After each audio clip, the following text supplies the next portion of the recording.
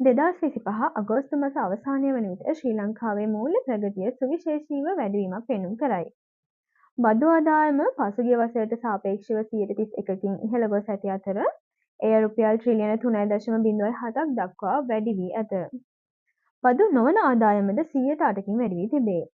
එමගින් අයවැය හිඟ ඍජුවම 55කින් අඩුවීමක්ද 2024 අගෝස්තු මාසයේ රුපියල් බිලියන 911 සිට 2025 අගෝස්තු මාසය වන විට එය රුපියල් බිලියන 411ක් දක්වා පහත වැටී ඇත.